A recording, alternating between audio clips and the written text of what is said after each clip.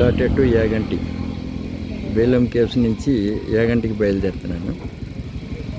ఇది దారిలో అక్కడి నుంచి వెళ్తే నంద్యాల నైట్ స్టే చేయమంటున్నారు ఇక్కడ చుట్టుపక్కల ఉన్న వాళ్ళు. చూద్దాం ఎలా వీలవుతుందో. యాగంటి ఉమామహేశ్వర స్వామి వారి దేవస్థానానికి పైకి వెళ్ళడానికి కొండ మీద గుడి అన్నమాట ఇది. పైదాకా చూశారు కదా, మీకు అంతా కూడా చేసుకొచ్చి కనిపిస్తుంది. గుడి దగ్గరికి వెళ్ళాక మిగిలిందంతా చూపిస్తాను నేను. ఇది గుడి దగ్గరికి వచ్చాం. ఇలాగ మనం ఇది పూర్తిగా గుడి దగ్గరికి వచ్చాక ఇలా చూస్తే చుట్టూ కొండ ఎలా ఉంటుంది. ఈ కొండ ఎలా కట్ చేసినట్టున్నారు, మరి ఆ పైన ఏముందో తెలియదు. కానీ ఇది గుడి స్వామివారి. ఇక్కడ లాకరు, ఇది లగేజ్ రూమ్ కూడా ఉంది. ఈ నిత్యాన్నదాన సత్రం ఉంది, ఇక్కడ ఆర్యవైశ్య సత్రం ఉంది. ఇలా రకరకాల సత్రాలన్నీ ఉన్నాయి ఇక్కడ. ఓకే, ఇది ఆర్కియలాజికల్ సర్వే ఆఫ్ ఇండియా వాళ్ళు ఇక్కడ యాగంటి గుడి దగ్గర పెట్టారు. ఇది గుడి దగ్గరలోను. ఇలా చూస్తే కనుక గుడి చూడడానికి చాలా అందంగా ఉంది. ఇక్కడ లోపల కోనేరు ఉందట. కోనేరులో సబ్బులు షాంపూలు వాడొద్దన్నారు. ఇది లోపలికి ఎంటర్ అవగానే ఇలా కోనేరు చాలా బాగుంది.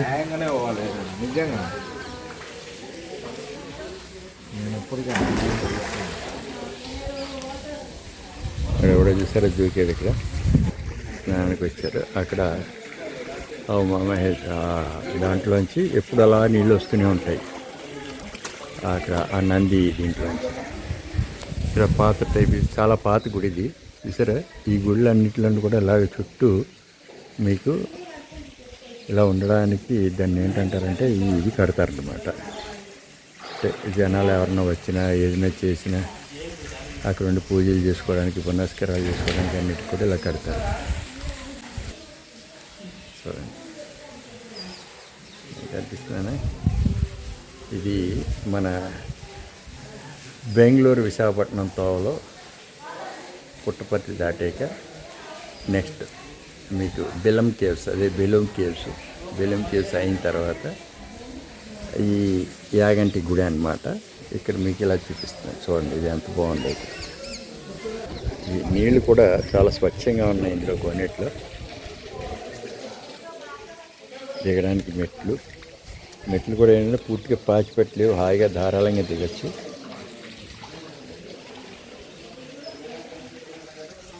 ఇక్కడ మనం చూడవలసింది నీరు ఒకటే కాదు, అక్కడ చూడండి ఆ కిందన కనిపించేది ఏనుగు శివుడికి అభిషేకం చేస్తున్నట్టు. దీనికి ఇంకా రకరకాల వాద్యాలు, బ్రహ్మదేవుడు, ఇలా అన్ని రకరకాలైనటువంటి శిల్పాలన్నింటినీ చెక్కి కట్టారు ఇక్కడ. చూడండి, చూస్తున్నారు కదా. ఇది ఈ లోపల నుంచి వచ్చి ఈ నీళ్ళే ఇక్కడ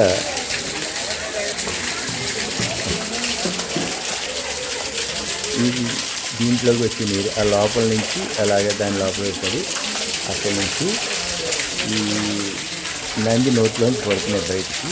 ఆ పడిన నీరు ఇలా కిందకి వచ్చి ఇలా వచ్చింది, ఇలా కోనేట్లోకి వచ్చాయి.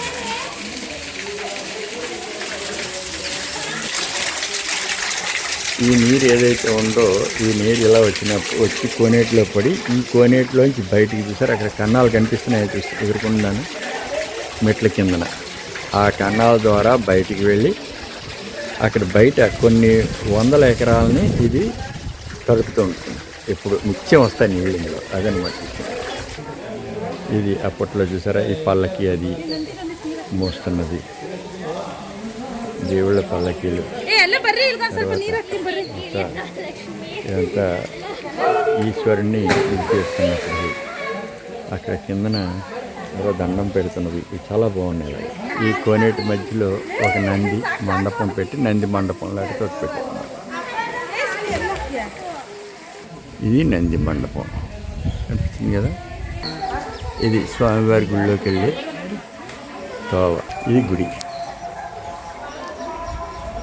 ఈ లోపల కూడా ఇక్కడ మనకి ఇలాగా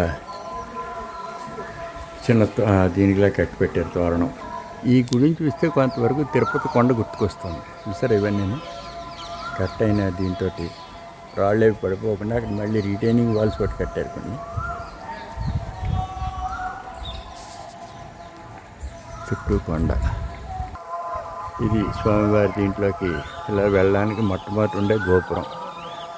ఓం నమ శివాయ అని చెప్పేసి అని అంత బాగా ఇది వినిపిస్తుంది ఇక్కడ. ఓం నమ శివాయ, ఓం నమ శివాయ, ఓం నమ శివాయ. చిలకల అరుపులు కీకీమని చూసారు కదా, అంటున్నారా? ఆయన కలశాలు స్వామివారికి 3, 4, 7 కలశాలు ఉన్నాయి. ఇక్కడ ఇంతవరకు కోతులు లేవని చాలా సంబరపడ్డాను, కానీ ఇది కనిపిస్తున్నాయి పావురాలు అవి పైనుంచి ఎగురుతూ చిలకలు పక్షులు ఎగురుతున్నవి కనిపిస్తే, చిలకలు అయితే కనిపించలేదు, ఇంక ఎగురుతున్నారు చూడండి. అదిగా వెళ్ళిపోయింది. ఈ గుళ్ళోకి వెళ్ళి వచ్చిన తర్వాత ఇక్కడ ఈ దీంట్లో చూసారా, ఈ తిరుపతి కొండను గుర్తుకొస్తుంది అన్నాను కదా, లోపలికి వచ్చేసరికి ఇక్కడ వెంకటేశ్వర స్వామి గుడి ఉంది. ఈ యాగంటిలో అన్నిటికన్నా ఇదేంటి ఏంటంటే బసవేశ్వరుడు. ఈ బసవేశ్వరుడు బాగా ఎదుగుతున్నట్ట. ఈయన కదా అక్కడ ఉంది, లోపల ఉంది గుడి దగ్గర. ఆ బసవేశ్వరుడిని అక్కడ తీయొచ్చో తీయకూడదో నాకు తెలియదు. వీలైతే తీస్తాను, లేకపోతే తీయను. లేదంటే అంతవరకు మీకు విషయం ఏంటంటే యాగంటి బసవన్న ఆయన రోజు రోజుకి పెరుగుతున్నట్ట. ఆ పెరుగుతున్నది ఆర్కియాలజికల్ సర్వే ఆఫ్ ఇండియా వాళ్ళు కూడా దాన్ని ఇది చేస్తారంటే చాలా చోట్ల ఈ విగ్రహాలన్నీ రాతి విగ్రహాలు పెరుగుతున్నాయి. ఈ పెరుగుతున్న విగ్రహం ఇక్కడ ఇదే అన్నమాట. దీని కలియుగాంతానికి బాగా పెద్దవాడయ్యి రంకి వేస్తాడు ఆయన. ఈయన యాగంటి బసవన్న. ఇక్కడ పైన కూడా ఒక కోనేరు ఉంది. ఈ కోనేరులో నీళ్ళు చూడండి ఎంత స్వచ్ఛంగా ఉన్నాయో. ఇక్కడ చేపలు తిరిగాడుతున్నాయి. రైతుగా మీరు చూస్తే కనుక అవి కూడా కనిపిస్తాయి. ఈ నీరు ఎలా పైనుంచి వస్తుంది, చేపలు తిరుగుతున్నాయి.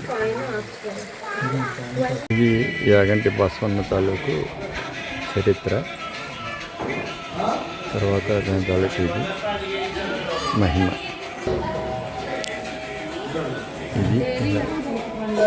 ఇది బసవన్న. ఈ బసవన్న చూసారా 4 మండప దీంట్లోకి ఇంతకుముందు ఈ పక్కనే ఉండే దర్శనం చేసుకోవడానికి అది పెరుగుతున్నాడు అనమాట. 20 సంవత్సరాలకు ఒక అంగుళం చెప్పుని పెరుగుతాడు. అనిపిస్తుంది కదా. వెంకటేశ్వర స్వామిని దర్శనం చేసుకోవడానికి వెళ్దాం. ఈ మెట్లు చూడండి ఎంత స్టీప్గా ఉన్నాయో. ఎక్కలేక పాపం పాకుతున్నారు కొంతమంది. ఈ వెంకటేశ్వర స్వామి వారి గుళ్ళో పైన ఏంటంటే లోపలికి వెళ్ళి చూస్తే కనుక మనకి శటగోపం ఉంటుంది కదా, ఆ శటగోప ఆకారంలో లోపల గుడి ఉంది. అందుచేత ఏంటంటే అక్కడ శటగోపం పెట్టట్లేదు మనకి. స్వామివారికి నిత్య దీపం, అఖండ దీపం వెలుగుతుంది.